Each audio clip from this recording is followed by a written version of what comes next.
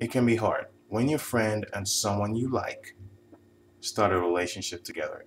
It can be hard because clearly this is someone you like, they're with your friend now, and they've just started a relationship. So you feel like, oh, it's like your heart is broken. It's understandable. It's understandable. However, what you do need to understand is this is your friend, and hopefully they're happy with this individual. So try to focus on the happiness that your friend is having right now and being happy for them because this is your friend, right? And we're happy for our friends because they're our friends, right? Just as we're happy for our family because they're our family. So you've got to focus on the good.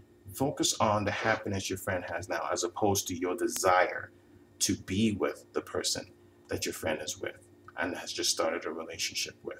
That way you're focusing more on the positive. And then what you do is you take that positive energy with you and you find someone else because there is someone else out there. You open yourself up to it. You open your mind up to it and you'll be surprised. You'll be surprised, but people will come your way.